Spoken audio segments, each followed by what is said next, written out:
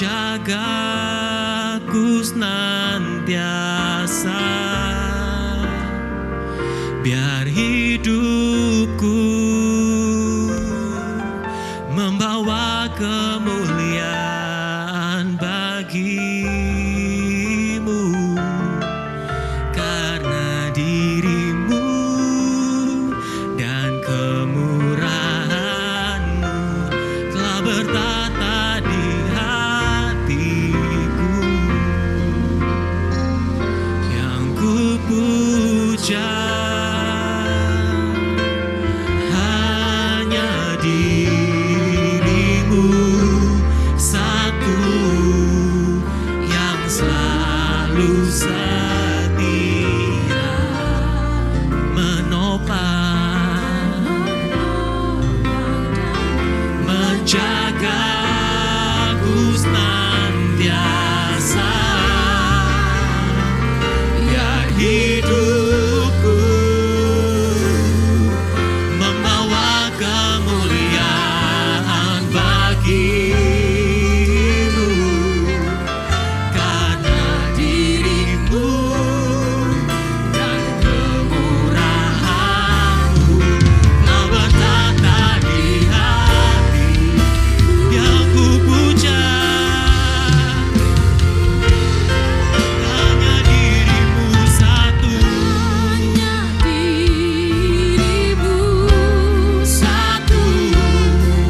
yang selalu setia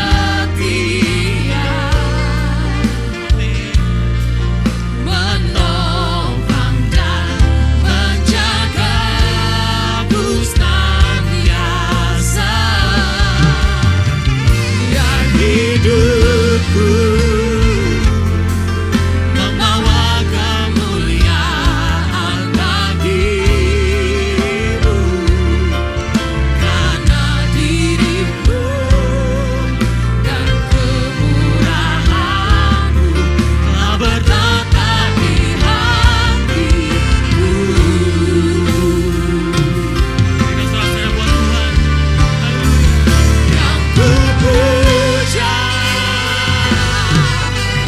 hanya dirimu satu, yang selalu setia menopang dan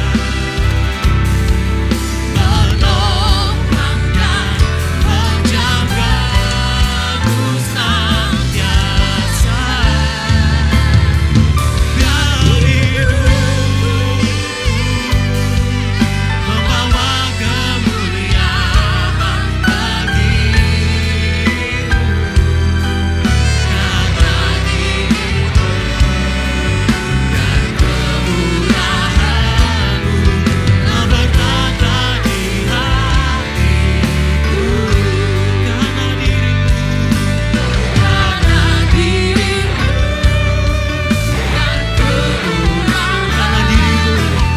dan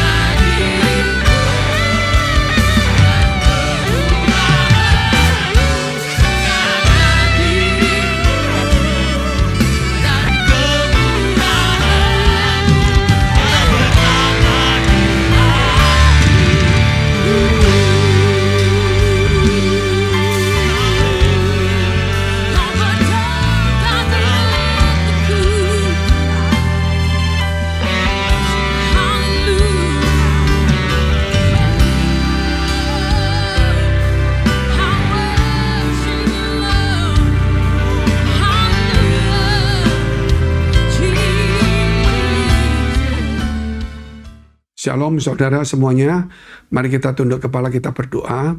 Bapa kami yang ada dalam surga, Bapa yang baik, yang kami kenal di dalam nama Tuhan Yesus.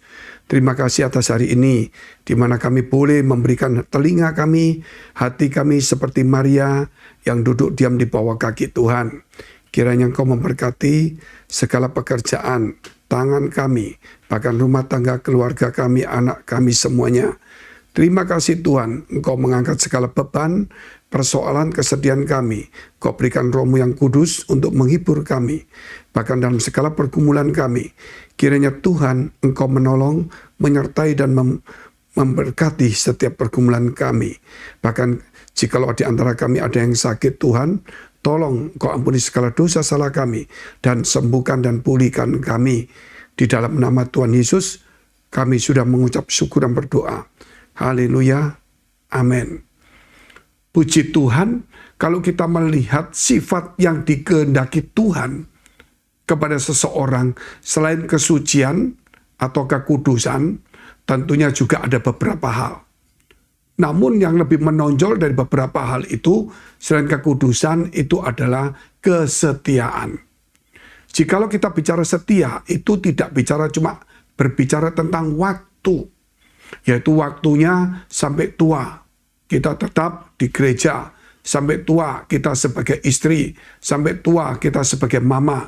Nah, tetapi apakah kita taat dan melakukan selama kita ke gereja itu? Apakah selama kita menjadi istri, kita setia sampai kita tua, sampai mati? Apakah kita juga menjalankan fungsi itu dengan baik? Apakah sebagai seorang ibu, kita setia sampai mati? Apakah menjalankan fungsi itu dengan baik? Sehingga kata kesetiaan itu harus dikaitkan dengan kata ketaatan. Artinya setia dan taat sampai mati. Taat untuk melakukan fungsinya. Sebagaimana Kristus telah setia dan taat sampai mati di kayu salib. Demikian kepada kita juga, seorang yang setia di gereja. Dia setia bukan cuma datang di gereja saja, namun dia ada fungsi di gereja. Tidak menimbulkan persoalan, percekcokan, tidak ada iri hati, namun dia setia mendengar firman Tuhan dan setia melakukannya. Itulah disebut ketaatan. Oleh sebab itu kalau kita lihat di dalam kitab Amsal 19 ayat 22, sifat yang diinginkan pada seseorang ialah kesetiaannya. Lebih baik orang miskin daripada seorang pembohong. Itu firman yang dikatakan, yaitu sifat yang diinginkan pada seseorang ialah kesetiaannya. Ketika kita mau cari pegawai, ketika kita mau cari teman, ketika kita mau cari pasangan hidup, selalu hubungannya adalah kesetiaan. Namun kesetiaan ini adalah kesetiaan yang positif. Artinya setia bukan berarti cuma waktu berjalan dan dia cuma mendampingi. Namun harus ada juga fungsi dan peranannya sesuai dengan yang bisa dia kerjakan. Sebab itu banyak sekali orang di gereja yang setia, istri yang setia, seorang ibu yang setia, seorang anak yang setia. Namun fungsinya hampir tidak ada. Seorang pengusaha akan mencari pegawai yang setia. Setia bukan berarti cuma datang, pulang, tetapi dia ada fungsinya yang dikerjakan. Sebab itu firman ini mengajarkan yang diinginkan oleh seseorang adalah kesetiaannya. Jadi saudara, kita tidak bicara soal lain, tetapi apakah kita bisa setia? Karena Tuhan kita Tuhan yang setia. Terutama kalau kita bicara tentang para perempuan atau ladies atau wanita. Dia harus lebih kuat dalam kesetiaannya mengikut Tuhan. Dalam kesetiaannya untuk dalam rumah tangga. Dalam kesetiaannya juga di dalam pergaulan atau pekerjaan. Sifat setia itu adalah buah juga daripada kebenaran. Buah daripada Roh Kudus juga. Buah daripada firman. Buah daripada iman itu juga. Dan itu dikehendaki oleh Tuhan. Kita lihat dulu Mazmur 145 ayat 18. Tuhan dekat pada setiap orang yang berseru kepadanya. Pada setiap orang yang berseru kepadanya dalam kesetiaan. Nah, kalau kita melihat salah satu contoh bagaimana Tuhan dekat kepada setiap orang yang setia. Yang setia sehingga doanya boleh didengar. Salah satu contoh yang kita tahu adalah seorang ratu yang bernama Helena. Helena ini menikah dengan seorang raja atau pembesar gubernur di zaman Romawi yang menguasai Inggris yang bernama Konstantinus. Nah, kemudian di dalam perjalanan hidupnya, dia melahirkan juga seorang anak yang bernama juga Konstantinus, tapi yang pertama itu satu, dan ini nanti disebut Konstantinus Agung. Anaknya kelak disebut seperti itu. Memang kalau di zaman dulu kan disebutkan Konstantius 1, Konstantius 2, dan sebagainya, itu berdasarkan keturunan. Nah, ketika sudah beranjak dan umur sudah mulai mendekati tua, maka Helena dicerai oleh suaminya. Dan suaminya mengambil anak dari gubernur atau kerajaan lainnya, sehingga dia bisa menggabungkan kekuatan untuk menguasai kerajaan Romawi saat itu yang sudah kehilangan kepemimpinan. Itulah perkawinan politik. Ada juga perkawinan ekonomi. Karena ekonomi, maka menikah atau mesti menceraikan, mengambil yang lain. Itu bukan suatu perkawinan suci dan kudus. Apa yang dilakukan oleh Helena walaupun dia dibuang, dia tetap setia kepada Tuhan. Walaupun suaminya tidak setia kepada dia tetap setia kepada Tuhan. Dia tidak kecewa. Malah dia membawa semua uang dan jabatannya sebagai seorang ratu. Dia pergi ke Yerusalem. Karena pada saat itu bangsawan takut untuk mengakui imannya sebagai Kristen. Namun lain dengan Ratu Helena, ketika dicerai, justru dia semakin berani menampilkan kepribadian dan imannya kepada Yesus. Dia kemudian membawa semua orang Kristen untuk mulai membangun kembali, yaitu tempat di mana Yesus dilahirkan. Dia mulai bangun menjadi sebuah gereja. Itulah gereja yang ada di Bethlehem. Kemudian dia pergi ke Golgota. Dia membangun gereja di sana. Kemudian dia pergi lagi ke tempat lain. Dia membangun gereja. Dan dia membangun gereja. Sehingga dalam perjalanannya, dia sudah membangun gereja, beberapa gereja. Dan sampai hari ini, gereja itu ada. Dan karena jasa Helena itu, makanya hari ini sejarah tetap mengatakan bahwa Yesus pernah ada, mati, dan bangkit. Jikalau tidak dibangun gereja, mungkin tempat-tempat itu hilang, sehingga dianggap saja suatu mitos. Dan apa yang terjadi kemudian? Tuhan memberkati Helena, sehingga anaknya yang bernama Konstantinus itu kemudian menjadi raja tunggal seluruh Romawi. Bahkan dia melihat sebuah salib, dan di situ ada kata-kata, sehingga dia maju berperang karena Tuhan akan menyertai dan menyerahkan semuanya. Akhirnya dia menjadi raja. Karena apa? Karena kesetiaan dari mamanya. Hari ini kita juga sama, saudara. Di dalam kesulitan apapun, jangan sampai kita dalam hati yang kecewa, tapi kita tetap dalam kesetiaan. Karena kesetiaan mendatangkan rahmat Tuhan. Sehingga kemudian keturunan dari Konstantinus ini menjadi raja terus. Itu sampai beberapa puluh generasi. Karena Tuhan melihat bagaimana seorang yang setia dan Tuhan mau mendengarkan doa. Mungkin kita ini sudah berdoa, kita sudah berpuasa, mungkin belum ada jawaban yang lebih baik. Mari kita memperbaiki kesetiaan itu. Salah satu contoh kesetiaan yang ada di Alkitab yang mendatangkan rahmat Tuhan, yaitu seorang yang bernama Ruth, dan dia adalah seorang Moab. Tetapi kemudian bisa menjadi nenek moyang daripada Raja Daud dan Yesus Kristus. Kita lihat dulu firman Tuhan dalam kitab Rut pasal 1, ayat yang ke-15, berkatalah Naomi, telah pulang iparmu kepada bangsamu.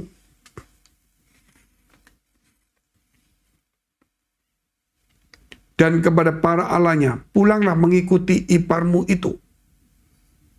Tetapi kata Rut, janganlah desak aku meninggalkan engkau, dan pulang dengan tidak mengikuti engkau. Sebab kemanapun engkau pergi, ke situ jugalah aku pergi. Dan di mana engkau bermalam, di situ jugalah aku bermalam. Bangsamulah bangsaku, dan Allahmulah Allahku.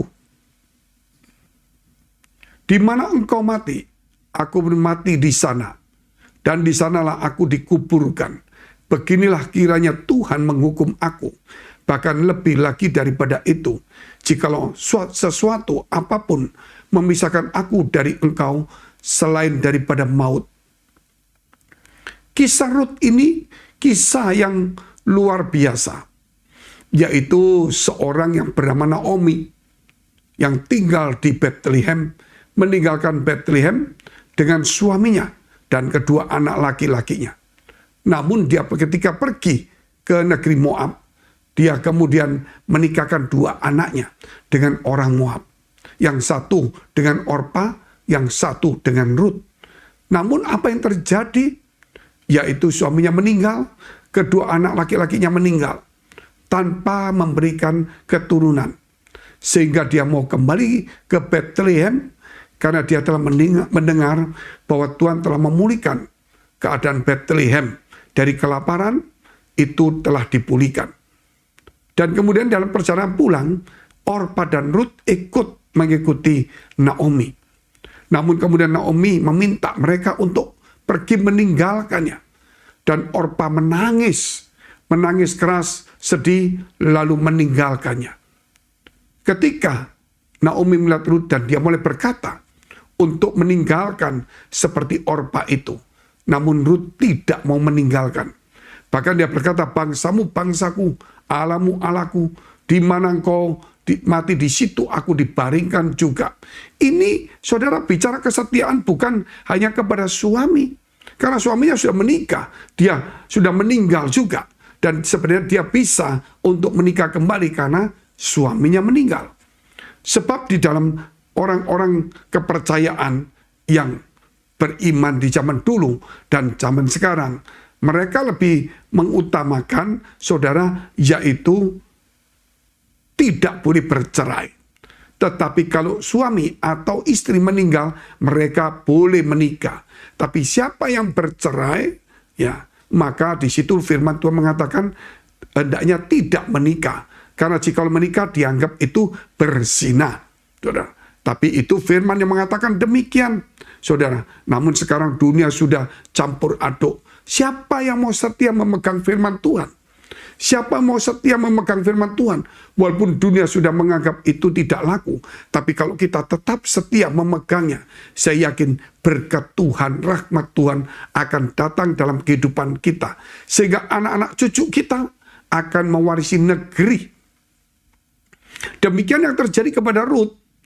Karena suaminya meninggal, seharusnya dia bisa meninggalkan dan menikah. Namun dia tidak mau meninggalkan Naomi sendirian.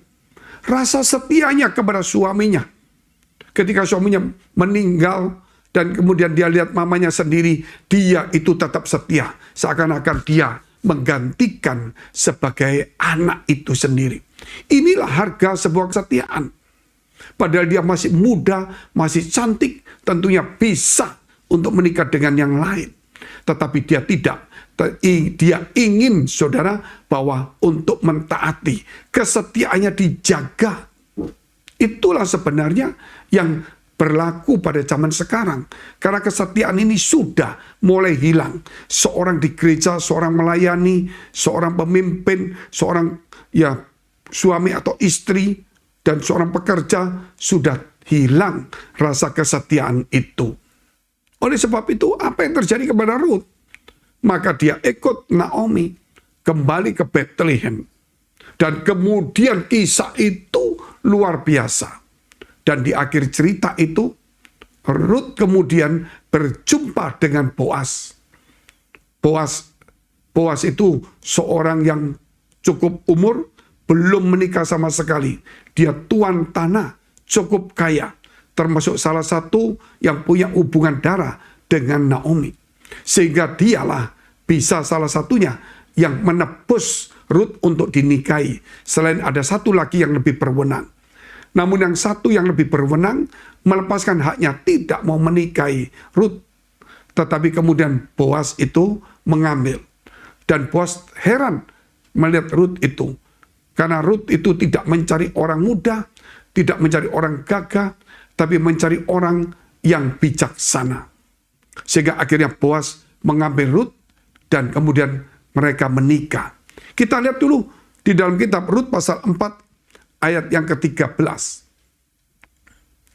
Lalu Boas mengambil Rut dan perempuan itu menjadi istrinya dan dihampirinya lah dia.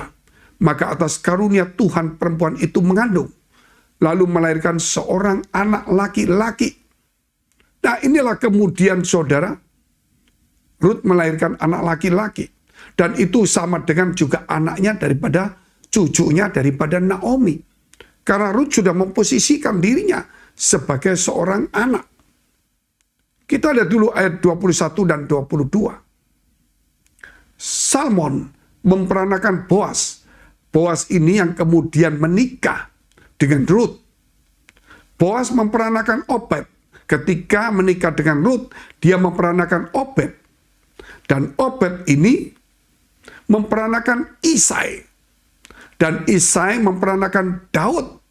Jadi kalau kita menjumpai, saudara, bahwa Obed itu, nah, kalau Isai itu adalah ayah Daud, kalau Obed itu kakek Daud, saudara. Tetapi kemudian kalau kita langsung ke Boas, saudara, berarti itu bukan kakek, ya ayahnya kakek itu. Luar biasa sekali. Tuhan memberkati. Dan kepada Daud kemudian Tuhan memberkati sampai keturunannya keberapa menjadi raja turun-temurun. Bahkan Yesus pun dilahirkan dari keturunan Daud. Walaupun saudara itu benih daripada Roh Kudus, tapi dia tetap masuk di dalam keluarga, yaitu keluarga Daud. Inilah rahmat daripada kesetiaan. Saya ingin supaya setiap kita orang percaya, khususnya para ladies devotion, mendidik ya wanita-wanita muda atau yang gadis-gadis supaya menanamkan kesetiaan. Bahkan anak-anak laki-laki, tanamkan kesetiaan. Karena kesetiaan itu dikenan oleh Tuhan. Dan setiap orang itu mencari orang yang setia. Sehingga kalau kita setia, saya yakin bukan hanya orang senang dengan kita, Tuhan pun akan memberikan rahmat-Nya kepada kita. Ini para ladies, perlu kita renungkan. Jangan sampai di tengah-tengah kehidupan kita, kita tidak mendidik anak-anak kita. Kita tidak membagikan firman tentang kesetiaan yang disukai oleh semua orang, yang dicintai, yang dikehendaki oleh Tuhan. Bahkan Tuhan berkenan untuk menjawab semua doanya dan dekat dengan orang yang punya sifat setia. Dan kita harus memberikan contoh teladan. Apa itu setia, saudara? Dan kalau kita melihat dari firman Tuhan tentang seorang hamba, dalam perjanjian baru, Yesus telah memberikan satu contoh kepada seorang hamba. Yaitu hamba itu dipuji. Karena dia itu sudah bekerja, dan kemudian dia memberikan hasil, dan pada saat Tuhan itu datang, dia sedang bekerja. Sehingga Tuhan berkata, hamba yang setia, hamba yang setia, dan Tuhan memberikan upahnya. Upah, gak main-main. Upah itu bukan hanya dilipat gandakan, tetapi dalam versi yang lain, saudara, itu juga diberikan boleh memerintah. Sebagaimana orang yang bisa menggandakan sekian banyak, itu yang setia itu, maka dia juga di akhir zaman akan dipercaya untuk memerintah sekian kota juga. Hamba yang setia dikatakan akan masuk duduk di kerajaan surga bersama-sama dengan Tuhan. Tetapi hamba yang tidak setia, hamba yang jahat diusir keluar. Jadi saudara, kita lihat, kalau hamba setia itu pasti hamba yang baik. Pasti hamba baik itu pasti hamba itu hamba sesungguhnya. Tapi kalau hamba tidak setia, itu pasti hamba tidak baik. Kalau hamba tidak baik karena tidak setia, pasti hamba uang. Itu pasti. Nah, kalau hamba tidak setia, pasti juga malas. Tetapi kalau hamba setia, itu pasti rajin. Kesetiaan itu menentukan. Orang yang setia, saudara, tidak gampang dibeli orang. Orang yang setia tidak gampang diambil orang, dibujuk orang. Tapi orang yang tidak setia, itu saudara, itu mudah dibeli orang. Dan itulah satu kejahatan, sehingga disebut hamba upahan. Puji Tuhan, mari kita tunduk kepala, kita mau berdoa. Bapa kami yang ada dalam surga, yang kami kenal di dalam nama Tuhan Yesus, biar para ladies, para perempuan yang diberkati Tuhan, dan para gadis-gadis yang diberkati dan dipakai Tuhan, kiranya Engkau memberkati dan memberikan hati kepada mereka, buah di dalam iman mereka, buah roh dalam hidup mereka tentang kesetiaan, di mana Tuhan Engkau sangat menyukai dan Engkau menghargai, Engkau memberkati, Engkau memberikan rahmat-Mu kepada orang-orang yang setia di dalam hidupnya. Kami berdoa Tuhan supaya para ladies, para gadis-gadis dan para perempuan ini mulai memberi teladan tentang kesetiaan dan mengajar tentang kesetiaan dan hidup dalam kesetiaan. Di dalam nama Tuhan Yesus, biar berkat-Mu turun kepada setiap ladies ini. Terima kasih Tuhan, terima kasih. Di dalam nama Yesus, biar berkat rahmat Tuhan ini turun kepadamu. Di dalam Putra Tunggalnya Yesus Kristus, dan pada persekutuan dengan Roh Kudus. Mari kita tutup di dalam doa Bapa kami. Bapa kami yang ada dalam surga, dikuduskanlah nama-Mu. Datanglah kerajaan-Mu. Jadilah kehendak-Mu di bumi seperti di surga. Berikanlah kami pada hari ini makanan kami yang secukupnya, dan ampunilah kami akan kesalahan kami, seperti kami juga mengampuni orang bersalah pada kami. Dan janganlah membawa kami ke dalam pencobaan, tetapi lepaskanlah kami daripada yang jahat. Karena Engkau yang punya kerajaan dan kuasa dan kemuliaan sampai selama-lamanya. Amin. Sampai jumpa. Tuhan Yesus memberkati.